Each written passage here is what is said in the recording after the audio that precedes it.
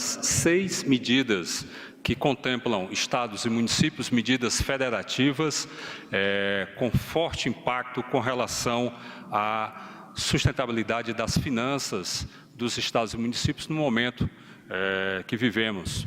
Então, foram anunciadas 6 medidas federativas e o FPE e o FPM conta com uma transferência de 16 bilhões de reais estimado para 4 meses, colocando como premissa básica um valor que replique os dados de 2019, ou seja, termos em 2019 o Fundo de Participação dos Estados e o Fundo de Participação dos Municípios em valores similares nos próximos 4 meses. Lembrando que o FPE e o FPM são transferências baseadas na arrecadação de imposto de renda e do IPI no valor total de 45% do que a União arrecada. Dado a dinâmica atual da economia, esses impostos terão uma menor arrecadação relativa a esses impostos e, portanto, FPE e FPM terão queda e, portanto, o governo federal, diante dessa situação, garante essa transferência com patamares de 2019. É claro que novas medidas tomadas, incluindo o diferimento do imposto de renda, bem como o diferimento do Simples Nacional, podem implicar com que esses números sejam reavaliados. O compromisso do governo federal com relação a essa medida federativa é manter os patamares de 2019. Dando sequência e indo bem rápido, tem uma apresentação aí disponibilizada para vocês, pode seguir próximo slide. Esse é o resultado do impacto primário dessas medidas listadas, divulgadas, anunciadas pelo governo federal no combate às calamidades e tomando como diretriz o atendimento, da população mais vulnerável ao coronavírus. 2, a manutenção do emprego para que tenhamos uma solidez na economia. Então, o impacto estimado hoje dessas medidas é de 200 e... Esse número está aí posto, 200... Deixa eu só... O número está aí, está um pouco pequeno, 224,6 bilhões de reais, representa 2,97% do PIB, e esse valor está detalhado aí por cada uma dessas medidas, inclusive pela ordem de grandeza. Nós temos, do lado da receita, há um valor de 5,3 bilhões de reais e 219,3 bilhões de reais por conta de novas despesas primárias. Então, esses fluxos primários aí estão contemplados, o que impacta em termos de resultado primário em 2,97% do PIB. Claro, isso é uma estimativa, esse número vai ser revisado momento a momento, em particular quando novas medidas forem anunciadas. A abertura está aí descrita. Nós temos que, do ponto de vista da despesa, que representa 2,9%, o item maior, com 1,3%, foi exatamente o auxílio financeiro aos informais, o voucher de R$ 600, ele tem um impacto primário de 1,3% do PIB. O segundo item com maior valor, em 0,68% do PIB, é o programa antidesemprego, com essa redução proporcional de salários e jornada de trabalho aqui anunciada ontem. Seguindo no próximo slide, que é o último que eu vou apresentar aqui, por favor, nós temos então a soma dessas medidas impactam no PIB o valor de 2,97%, as medidas anunciadas, que quando nós somamos com a meta de déficit primário do governo central, que estava em 127 bilhões de reais, ou 1,68% do PIB, nós temos o dado, somado a ele, a necessidade de contingenciamento que não foi feita por conta do reconhecimento de calamidade pública feito pelo Congresso Nacional, há uma demanda do Poder Executivo. Isso representa 0,5% do PIB, e somando adicionalmente com os efeitos da queda no PIB, um PIB agora estimado em cerca de 0,02% em vez de 2,1%, era a nossa estimativa anterior, e o preço do petróleo, o Brent, de aproximadamente $42, nós temos uma queda, um valor adicional de 0,4% do PIB, e o número ao final, estimativa, é de um déficit primário para 2020 de 5,55% do PIB. Em números, nós estamos falando de 419 bilhões de reais. São estimativas, esses números vão ser revisados e mostram três coisas: a transparência do governo, o zelo com a coisa pública, o zelo fiscal, a cautela e a efetividade e plena ação do governo federal em um momento que exige a ação do governo. Nós estamos, então, com um déficit primário, que é o maior da série histórica, mas ele é justificado pela pronta ação do governo federal, e entendemos que é limitado a 2020 e que a economia se recuperará e que as contas fiscais entrarão novamente em uma trajetória de equilíbrio fiscal como vínhamos buscando. No ano passado, nós tivemos uma queda na dívida bruta como percentual do PIB. Esse ano, certamente, há uma tendência a termos um aumento nesse valor. Essa piora no déficit primário, justificado pelas medidas tomadas, mas tão logo saiamos dessa situação, nós buscaremos a trajetória de zelo fiscal, de solidez das contas públicas. Muito obrigado, Valderi. Passar a palavra para o secretário Bruno Bianco, para falar um pouco sobre a medida do MP de emprego e todas as explicações que ele hoje tem dado durante o dia para a imprensa, o que for necessário complementar. Por favor, Bianco. Muito obrigado, Marcelo. Obrigado aos secretários que estão conosco. Boa noite a todos e todas. Pois muito bem, dando sequência ao anúncio feito ontem, foi publicada a MP 936, que trata do Programa Emergencial de Manutenção do Emprego e da Renda. Medida provisória que cria um benefício específico focado à manutenção do emprego e da renda de todos os empregados brasileiros e que pode ser utilizado por todas as empresas do Brasil. Eu retomo aqui, deixando claro que o foco e o objetivo fulcral dessa medida provisória é a criação do benefício. Portanto, se cria um benefício específico, focado e voltado à manutenção do emprego e da renda dos brasileiros que trabalham com o emprego formal. Medida provisória que, somada ao projeto de lei recém-aprovado, que trata do auxílio emergencial aos informais, cria uma teia de proteção à totalidade dos empregados e dos trabalhadores brasileiros.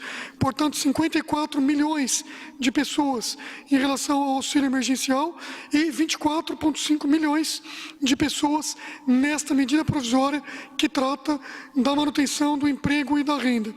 Eu estou dando ênfase no benefício porque, de fato, a MP não cria a possibilidade de redução salarial. A medida provisória traz a possibilidade de acordos individuais e acordos coletivos com o objetivo de reduções de jornadas de trabalho, com a consequente redução salarial e também com a possibilidade de suspensão do contrato de trabalho, ambas as possibilidades com o respectivo benefício pago pelo governo federal. Portanto, em todos os casos, o trabalhador que tiver a sua jornada de trabalho reduzida ou o trabalhador que tiver o seu contrato de trabalho suspenso, receberá todos, eu repito, um auxílio do governo correspondente à mesma redução ou correspondente à respectiva suspensão salarial, oportunidade em que o seguro-desemprego será pago, esse valor relativo ao seguro-desemprego será pago em sua totalidade. Ponto fundamental, sempre que a pessoa tenha a redução de sua jornada, ela vai trabalhar menos nos percentuais que a lei trouxe. E ao trabalhar menos, receberá proporcionalmente menos. Mas na totalidade das situações, o salário hora do empregado será majorado. Portanto, eu vou trazer um exemplo aqui muito claro. Imagine, por hipótese, um trabalhador que receberia ou que receba 2 salários mínimos. Caso a empresa e ele optem por reduzir o salário e reduzir a jornada, consequentemente, em 50%, essa pessoa vai trabalhar 50% a menos, portanto, protegendo a sua saúde e a segurança de todos aqueles que trabalham com ele e com ele convivem. Portanto, redução de jornada de 50%. O salário dele será reduzido em 50%, consequentemente. O governo entrará com uma parcela de 50% do valor relativo ao seguro-desemprego. Portanto, algo que pode chegar próximo de R$ 900 a essa pessoa. Ele receberia R$2.000, recebe R$1.000 do empregador e recebe a parcela relativa ao seguro-desemprego que ele teria direito ao seguro-desemprego. Portanto, ele vai ter uma redução não superior a 11%, vai trabalhar 50% a menos e vai receber o salário hora muito superior ao salário hora em que ele receberia. Portanto, não existe redução salarial na proporção do salário hora, não existe redução salarial aquém do salário mínimo, não existe corte de salário.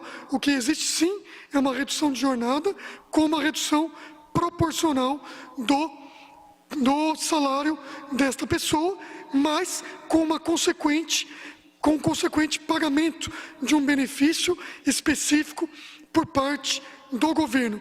No exemplo que eu trouxe, ele receberia R$1.000 do empregador, receberia uma proporção de 50% do seguro-desemprego, algo próximo ali a R$700, R$750, podendo chegar até, em alguns casos, a R$900, que o teto do seguro-desemprego é R$1.800, então ele receberia R$1.700 e alguma coisa, trabalharia 50% a menos do que trabalhava anteriormente, vai receber um salário hora muito maior do que o salário hora que ele receberia e, portanto, protegerá também sua saúde e a segurança de todos os demais e traria o que nós buscamos com maior ênfase, que é a proteção do seu emprego. Portanto, eu encerro, nós nos manteremos cada vez mais explicando, tirando dúvidas, e eu encerro para passar ao Marcelo novamente a palavra,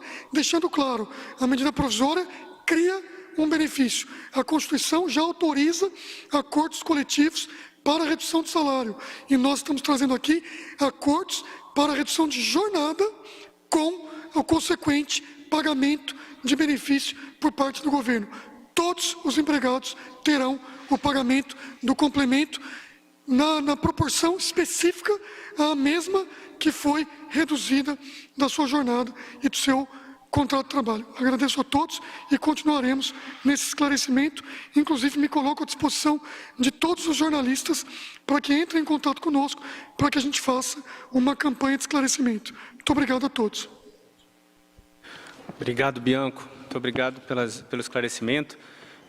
Por fim, só algumas palavras importantes. Ontem eu estava reforçando o processo de elaboração de uma política pública, o processo de elaboração de uma medida que nós estamos divulgando, as medidas do Bianco, tanto a MP do emprego, como a medida dessa semana de apoio emergencial de R$600 a toda a população. São medidas todas que requerem um processo de elaboração, né? Disse ontem que isso dura geralmente meses para se fazer. Nós estamos fazendo todas as medidas em dias, no máximo em 1, 2 semanas. Por isso o tempo do anúncio até a publicação das medidas provisórias, até o tempo da implementação. Políticas públicas são assim, não demoram um pouquinho, mas elas são implementadas. Todas estamos assegurando para fazer tudo da maneira mais rápida possível, da forma mais rápida possível para poder atender a população em tudo que a população precisa. Estamos divulgando de acordo com essas medidas estão prontas, com a grande preocupação de termos recursos, de termos dinheiro para poder pagarmos todas essas medidas. Por conta disso, nós temos trabalhado na PEC do Orçamento de Guerra já há um tempo com o Congresso. São conversas que têm sido feitas entre a nossa equipe técnica, com o presidente da Câmara, o presidente Rodrigo Maia, com toda a boa vontade, entendendo qual é a necessidade do gestor, entendendo qual é a necessidade de nós fazermos os recursos públicos chegar na ponta, naqueles que precisam. O objetivo da PEC do orçamento de guerra é dar segurança jurídica para todas as políticas que estamos fazendo, para que não sejam contestadas, para que as pessoas realmente possam receber os recursos e para que os gestores que estão elaborando também possam ter segurança na sua implementação. A PEC do orçamento de guerra trabalha com a flexibilidade das regras tradicionais, fiscais, orçamentárias que nós temos, né? São termos técnicos, mas a regra de ouro, a meta que nós temos, né? O teto, são todas palavras e informações importantes do ponto de vista orçamentário, mas que para nós, na hora de elaborar medidas, são muito preocupantes, nós temos que obedecer todas elas. Então, a PEC do orçamento de guerra possibilita a flexibilidade dessas regras no momento de calamidade pública. No momento em que a população precisa receber recursos, nós temos que ter a flexibilidade de poder fazer esse recurso chegar na população. Nas últimas 3 semanas, nós temos feito essa discussão com a Câmara, com o presidente da Câmara, que tem nos acolhido e tem entendido todos os pontos que nós temos trazido. Os técnicos têm trabalhado conjuntamente para a elaboração, criação de um waiver, de uma autorização, principalmente para a regra de ouro. Por isso, temos defendido a necessidade de reforçar todos os mecanismos que permitem que nós tenhamos essa flexibilidade. Mesmo sem ter tido a aprovação da PEC, a gente já tem divulgado as medidas e implementado as medidas necessárias.